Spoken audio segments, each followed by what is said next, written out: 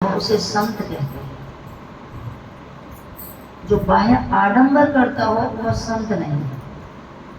जिसने भगवैया ऐसा ही धारण कर रखा हो वो संत नहीं है। क्योंकि भगवान जी हमें बार बार समझा रहे हैं कि काल निमित्त भगवैया पहना उसने, लेकिन हनुमान जी जैसे भक्त पर भी छल कर गए। तो संतों के बारे में भगवान जी हमें बार बार सतर्क करते हैं। संतों को तो बड़े, इसके लिए तो बड़े उच्च कोटि का ज्ञान होना चाहिए। वो ही संत हो सकता है जिसके अंदर उच्च कोटि का ज्ञान है। बोले रावण के अंदर क्या था? छल कपट था। इसलिए साधु का वेश बनाया, नकली वेश बनाया एक ब्राह्मण ने और नकली सीता ले गया। भगवान ने बोला अगर तू असली रहता, असली चीजों का अधिकारी था, लेकिन तूने भेष ही नकली धारण किया, इसलिए नकली सीता, छाया रूपी सीता को रावण अशोक वाटिका में ले गया। क्योंकि ओरिजिनल सीता कहाँ था? अग्निदेव के पास, जिसका दायित्व राम जी ने अग्निदेव को दिया।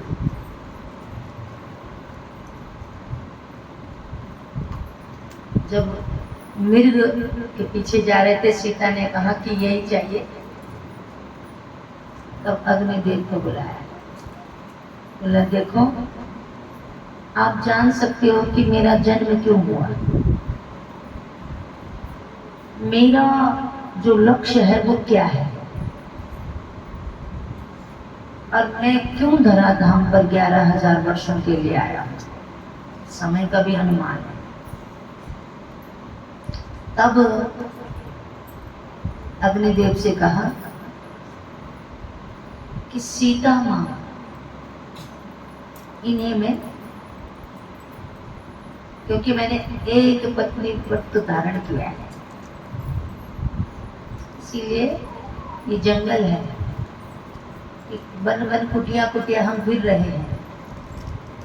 ये छाया रूपी जो सीता है मेरे साथ चलेंगी, और आप अपनी जो हमारी ओरिजिनल सीता है ये अग्निमा समझ जाओ, आप ये अपना ध्यान करती रहेंगी, और तब मैं युद्ध में विजय प्राप्त करके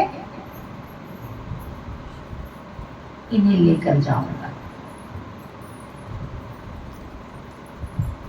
तो रावण ने नकली वेश बनाया और नकली सीता ले गया, है ना। इस प्रकार से भगवान जी आज कह रहे हैं परीक्षित जी कि संत के साथ कोई गलत काम करते परिणाम भयानक होता है।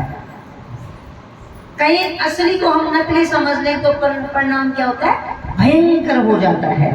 इस प्रकार से आज भगवान जी कहते हैं कि भगवान आज मैं बार बार हमें चेतावनी देते हैं कि ऐसे संतों के चक्कर में नहीं पड़ना चाहिए। आज जो समीक ऋषि का जो पुत्र है वो कौशिकी नदी में नहा रहा, स्नान करता है, डुबकी लगाता है।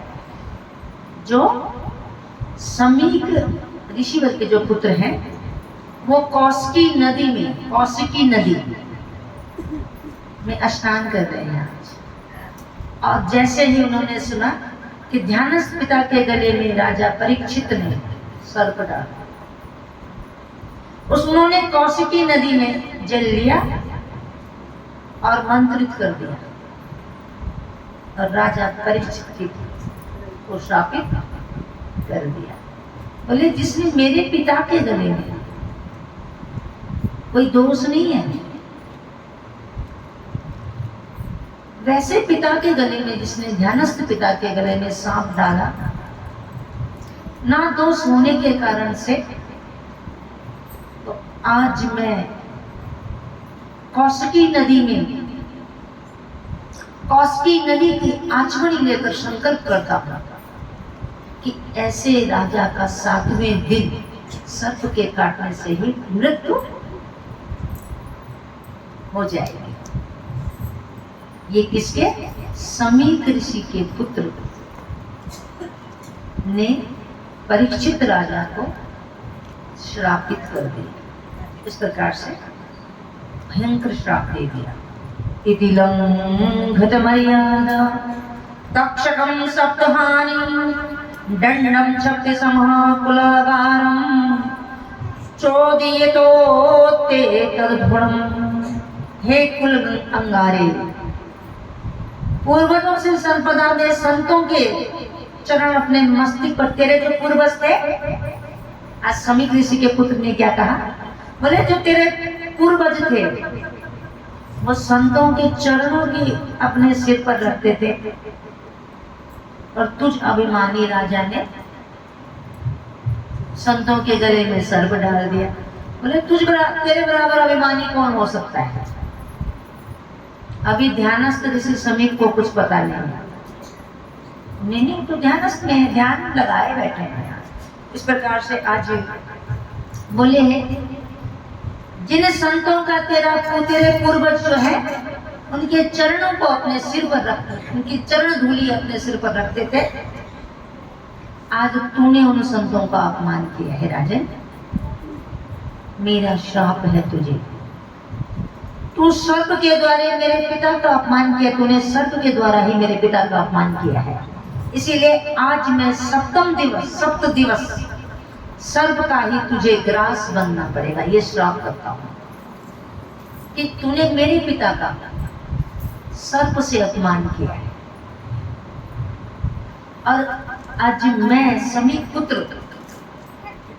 कौशिकी नदी का जल लेकर आचमनी करता हूं, और आचमनी करके अपने करतली पर जल लेता हूं कौशिकी नदी का, और तुझे 7वें दिन ये सर्प ही, तू सर्प का ही ग्रास बनेगा 7वें दिन। इस प्रकार से आज तो गले में मरा हुआ सांप मुक्त कंठेश्वरो, इतना क्रोध उस बालक को हुआ कि अपमान की आग में जलता हुआ वो रोने लगा, और जोर जोर से रोया तो समीक मुनि की समाधि टूट गई।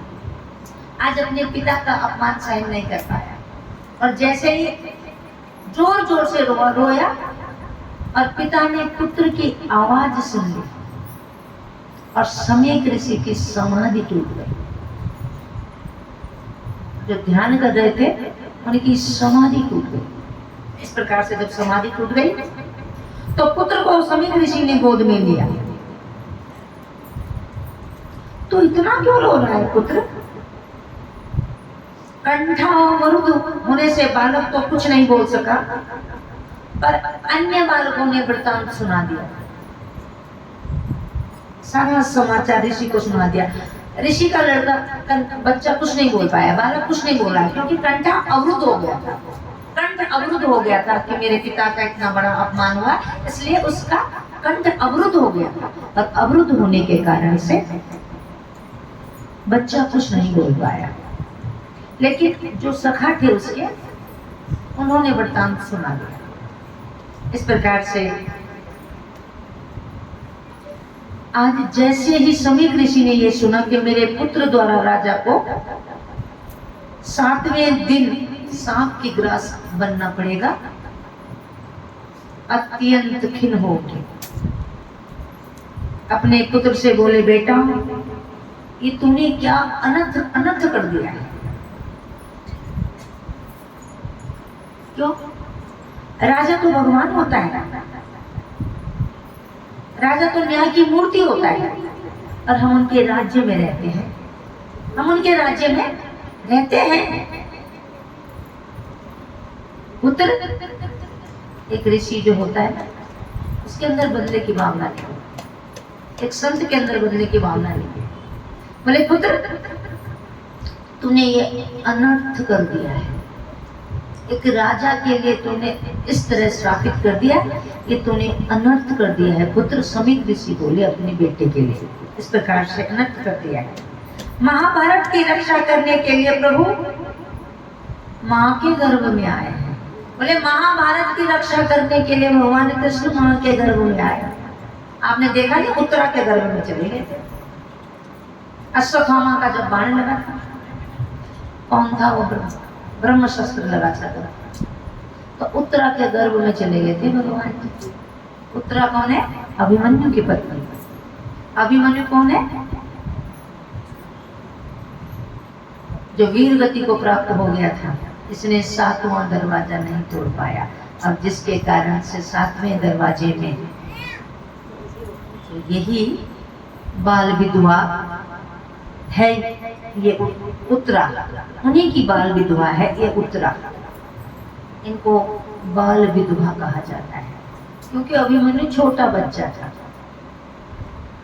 लेकिन युद्ध के मैदान में मरा है, वीर गति प्राप्त होती है।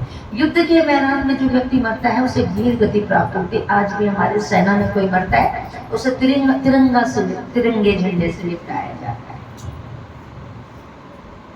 क्योंकि उसने कायरता की जिंदगी नहीं जी है, उसके हौसले बुलंद थे, और तभी तो वो हमारी शान और आन शान सब में गए और सबकी आंखों में नम आंसू। कोई ऐसा व्यक्ति नहीं जो फौजी रहने रो। जब पुलवामा केस हुआ था, ऐसा कोई व्यक्ति नहीं जो रोया। इस प्रकार से जो मैदान में मरते, युद्ध के मैदान में, उन्हें वीर गति प्राप्त होती। अभिमन्यु की ये बाल विधवा जो उत्तरा है, ये भी इसी तरह से बोले महाभारत का ये। आज समीर ऋषि ने अपने पुत्र को कहा कि महाभारत का रिकॉर्ड है कि प्रभु भगवान कृष्ण को उत्तरा के गर्भ, माँ के गर्भ में जाना पड़ा। उत्तरा के गर्भ में जाना मैंने माँ के गर्भ में गए ना, परीक्षित की रक्षा के लिए जाना पड़ा। हमारे तो ऐसा रिकॉर्ड है, ये तूने क्या कर दिया? हम मानते जा बोलते कोई बात नहीं करे तो अच्छा यहाँ ऋषि खिन्न हो गए बिल्कुल। मेरे पुत्र तूने जो ये किया ये अच्छा नहीं किया। इस प्रकार से आज बोले इस भारत भूमि में परीक्षित जैसा धर्मिष्ठ और धर्मात्मा राजा नहीं मिल सकता पुत्र। बोले जो ये महाभारत में परीक्षित राजा है, इस भारत भूमि में ऐसा धर्मात्मा और राजा हो ही नहीं सकता, क्योंकि अब जो राजा होंगे वो धर्म निष्पेक्ष नहीं होंगे, लेकिन धर्म से उनका कोई मतलब नहीं होगा। क्योंकि परीक्षित के बाद जब राजा आएंगे उन्हें वो धर्म का मतलब भी नहीं जानेंगे, फिर भी वो राजा बन जाएंगे। लेकिन ये परीक्षित जो है ये धर्मात्मा राजा है पुत्र। भविष्यवाणी कर दी समीक ऋषि ने कि जो आगे परीक्षित के बाद जो ऋषि जो राजा होंगे वो धर्म निक्षेप कभी नहीं होंगे। क्यों? बोले वो धर्म का मतलब भी नहीं जानेंगे। सचमुच जब कोई राजा बन गया ना, वो विवेक खोई जाऊंगा। बोले सब मेरे अधीन है। रावण राजा बने, ये सब परीक्षित गिरने के बाद तो राजा रावण तो उसके बाद ही बनेगा राजा।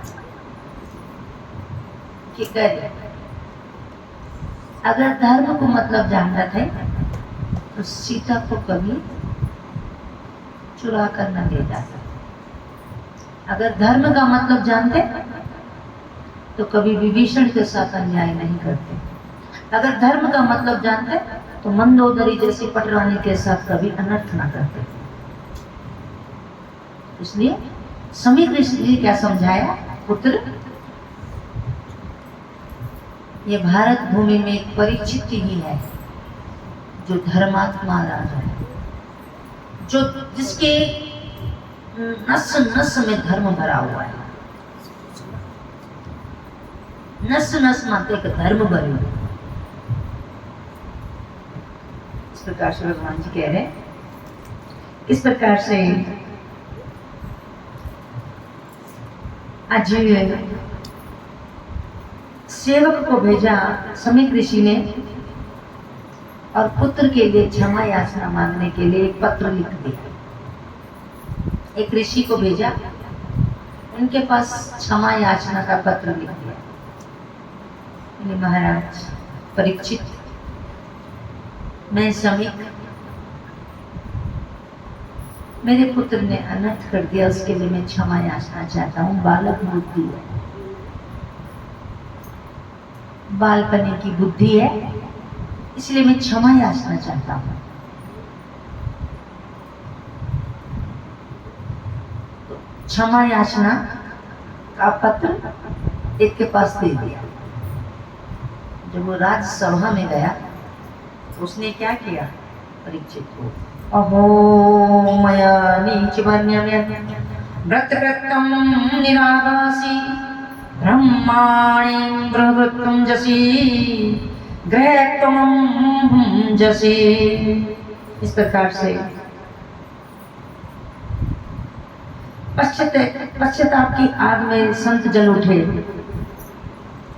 और अपमान करने की भावना मन में जैसे ही, तो बोले मेरे बच्चे ने ये नीच कर्म कर दिया, तो सेवा भाव का पत्र, क्षमा याचना का पत्र भेज दिया।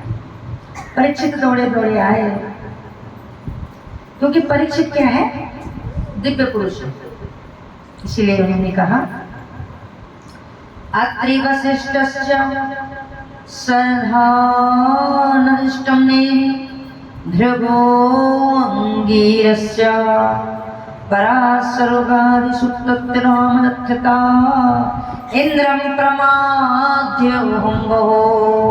इस प्रकार से बोले अत्रि, वशिष्ठ, पराशर, भृगु, परशुराम, विश्वामित्र, ये सब संत आए और परीक्षित ने गंगा के तट पर जब इन संतों को, समुदाय को देखा तो आज गदगद हो गया।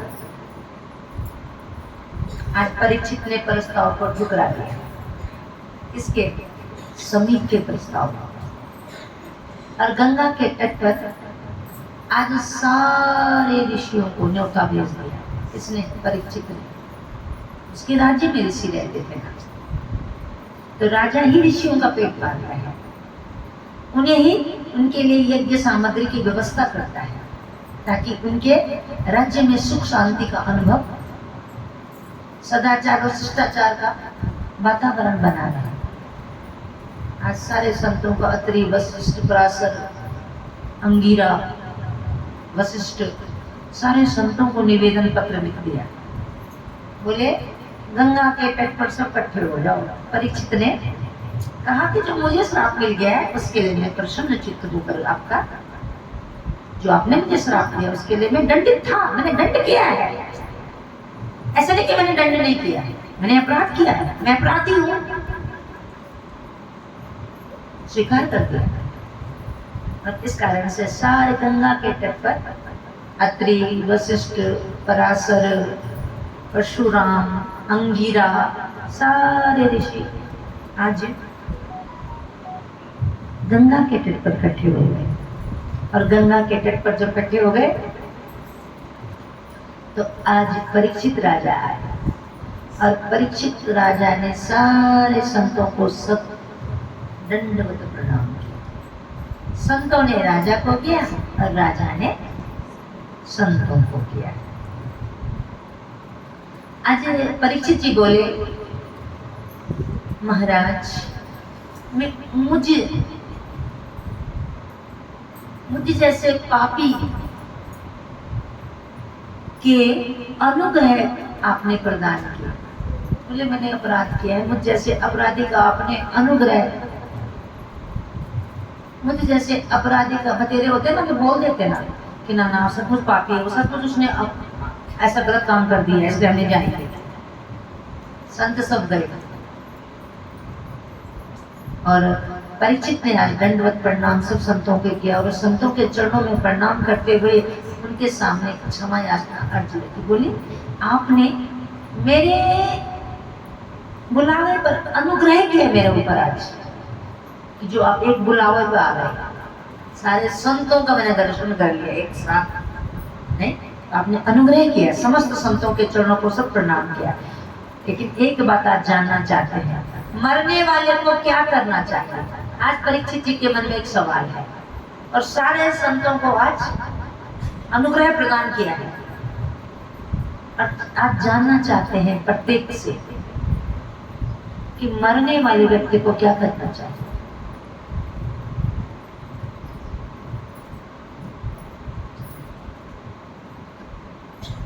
चर्चा हो ही रही थी, मनुष्य किम कर्तव्यम, बोले मरने वाले को क्या करना चाहिए। तत्र भागवतवान व्यास पुत्रो यथा गच्छति गामत्मा अप्यक्षम अलक्षितलिंगो निर्जरो भ्रष्टो भतुष्टो भृत्वाले बहुदेशः। अचानक परीक्षित जी के मन में सवाल पूछा और संतों से सवाल परीक्षित जी कर रहे थे, चर्चा चल रही थी और अचानक सौनक जी मुनियों के बीच साक्षात प्रकट हो गए। सौनक जी महाराज, उनको देखकर 90 साल के बुजुर्ग संत भी खड़े हो गए। उनको देखकर जिसके 100 साल उम्र है वो भी खड़ा हो गया। कौन से भगवान प्रकट हो गए? ये तो किसने बोला? परीक्षित जी ने। बोले इतने बड़े बड़े 88,000 संत यहाँ बैठे और इतने वृद्धावस्था में, लेकिन सौनक ऋषि के आने पे ही सब खड़े हो गए। ऐसा कौन सा भगवान प्रकट हो गया? परीक्षित जी ने पूछा। लेकिन सौनक ऋषि को देखते ही सारे संत खड़े हो गए। इस प्रकार से भगवान जी कहते हैं कि व्यास नंदन जैसे सौनक जी आए, उनको प्रणाम किया, सब तसल्ली से बैठ गए। इसके बाद व्यास पुत्र सुखदेव जी आ गए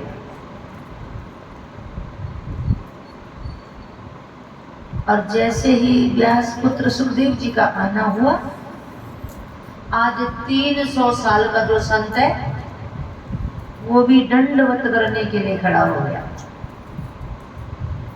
और आज सुखदेव जी को सब दंडवत प्रणाम कर रहे हैं। राजा ने सोचा, अरे 3 साल का बुढ़ा संत, वृद्ध संत, अनुभवी संत, अंगिराज जैसे, परशुराम जैसे संत, वशिष्ठ जैसे संत, ये इनको प्रणाम क्यों करते हैं? क्या बात है ऐसी? तो छोटा सा बालक है।